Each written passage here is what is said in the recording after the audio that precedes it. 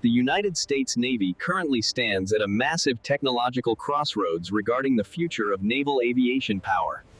For decades, the reliable roar of high-pressure steam has launched thousands of heavy fighter jets into the sky. However, the introduction of the Gerald Ford class brought a radical change known as the electromagnetic launch system. This sophisticated electric technology promised a smoother launch profile and reduced mechanical wear on the aging airframes themselves. Despite the high technical promise, persistent reliability issues have forced naval planners to reconsider their long-term propulsion strategy.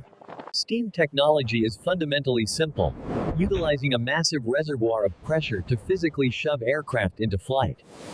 In contrast, the electromagnetic system relies on complex software and massive energy storage banks to function correctly. Critical failures in the power conditioning system have frequently grounded entire flight wings during essential training operations. While steam occupies more physical space, its mechanical nature allows for rapid repairs by onboard ship engineers. If a steam valve leaks, a technician can often fix the issue with standard tools and grit. Software glitches in the electric catapult are far more elusive, requiring specialized knowledge and often manufacturer intervention. The physical force of steam is immediate, providing a brute strength that sailors have trusted for 70 years. Data suggests that the frequency of launch failures with electric systems remains unacceptably high for combat scenarios. In harsh maritime environments, salt and moisture are the natural enemies of high-voltage sensitive electronic components. Steam systems are ruggedized for the sea, built from heavy alloys that withstand the corrosive salt air. The weight of modern aircraft varies wildly, requiring the catapult to adjust its power output for every launch. Steam is adjusted by manually limiting the volume of vapor released into the cylinders before the launch. Electric systems offer precise control, theoretically allowing for the launch of lighter drones without damaging their frames. Steam is often too violent for light airframes, delivering a massive initial kick that can cause structural. When the electric system fails to reach full power, the result is a terrifyingly low-energy launch sequence. Reliability is not just a metric, it is the difference between a successful mission and a tragedy. The decision to revert to steam in certain future designs stems from a need for proven combat. Old technology is often preferred during wartime because its failure modes are predictable and manageable by crews.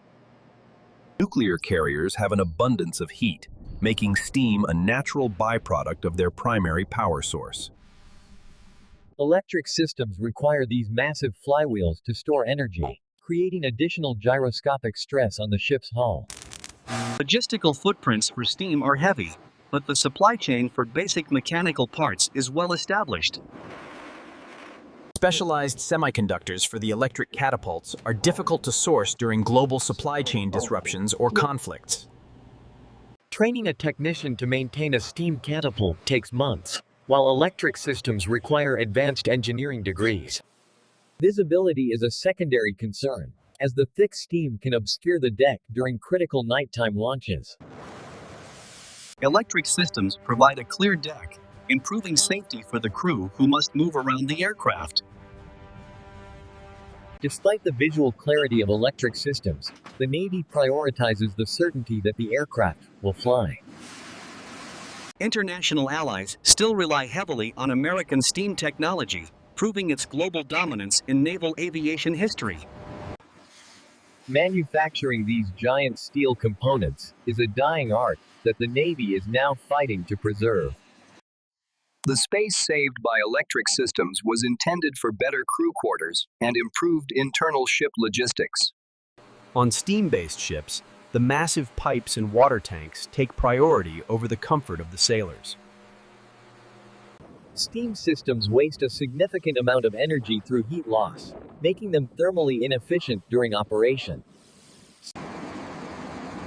Efficiency was the main selling point for emails, but efficiency is worthless if the system is broken. The stress on the aircraft's nose gear is immense when the steam pressure is suddenly released forward. This mechanical violence shortens the lifespan of the Navy's expensive fleet of carrier-based fighter aircraft. Electric launches feel like a smooth pull rather than a punch, preserving the airframe's delicate internal electronics.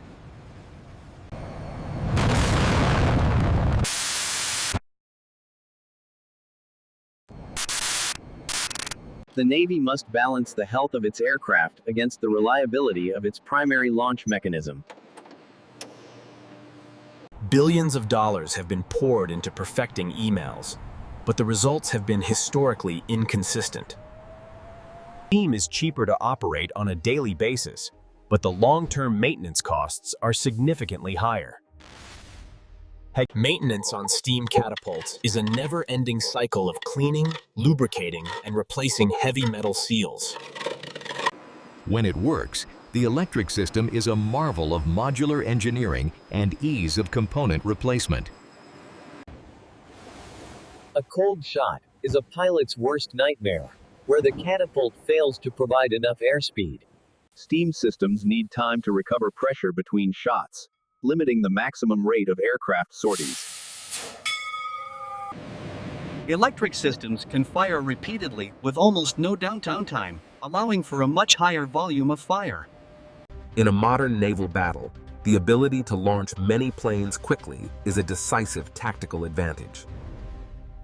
However, if the system breaks after 200 shots, the high sortie rate becomes a moot point.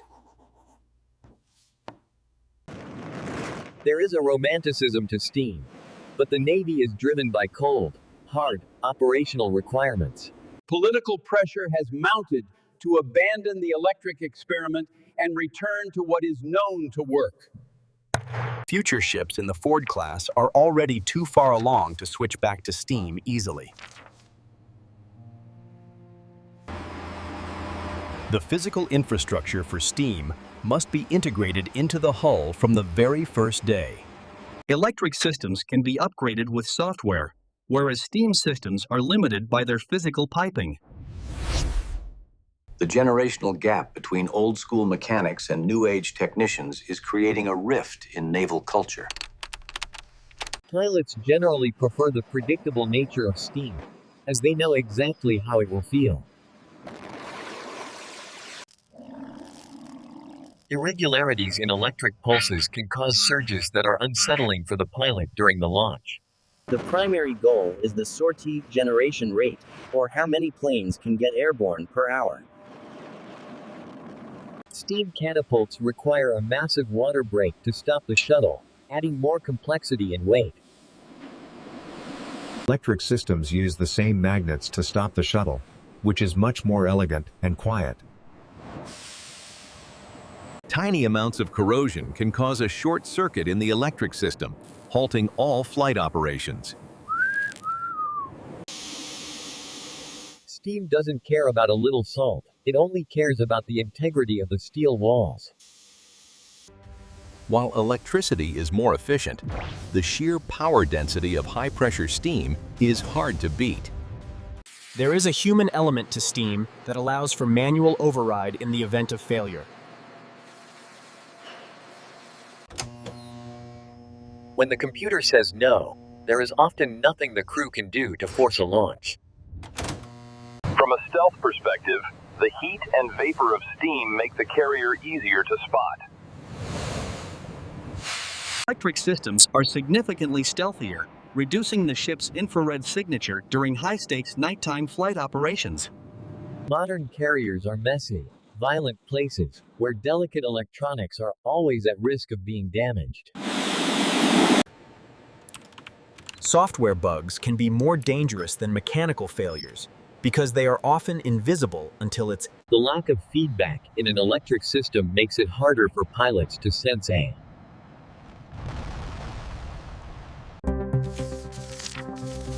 Budget overruns have made the electric catapult a target for critics who want to return to. This visual contrast represents the struggle between the reliable past and the uncertain, high-tech future. The Navy is considering hybrid designs that might use steam for heavy jets and electric for. Electric catapults may find their true home on smaller ships that cannot support massive steam boilers. Steam has successfully launched every major aircraft in the U.S. inventory for over half a century. The fragility of the electric system is its biggest hurdle to becoming the new Navy standard. The Navy has always struggled with transitions, from sail to coal, and now from steam too. There is a profound sense of security when the green light shows the steam pressure is. In this high-pressure scenario, any delay in the catapult system could lead to the ship's destruction. Steam is incredibly resilient to physical shocks, which is vital for a ship designed for combat. Sensitive electronics are much more prone to failure when the ship is under heavy enemy fire.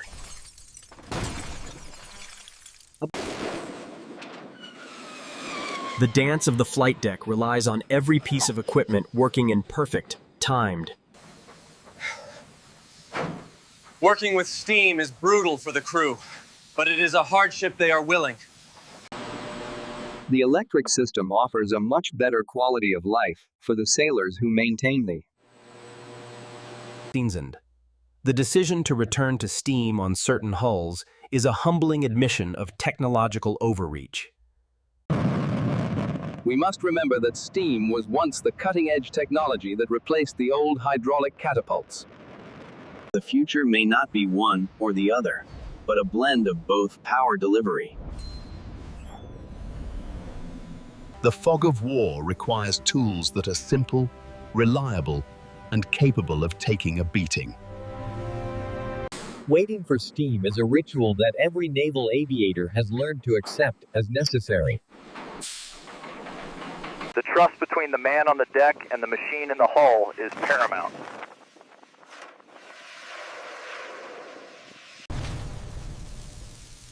When an electric catapult fails, it doesn't just stop. It can cause damage to the ship's. Steam has a built-in safety through simple valves that prevent the entire system from ever exploding. As aircraft become more like flying computers, the way we launch them must eventually evolve further. The debate between steam and electricity will continue as long as aircraft carriers sail the worlds. For now, the Navy is hedging its bets, ensuring that the roar of steam is not. The carrier remains the ultimate symbol of power, regardless of what technology is used to launch. Innovation is mandatory, but reliability is sacred in the high-stakes world of modern naval aviation warfare. The Navy will continue to balance the old and the new to maintain its global air,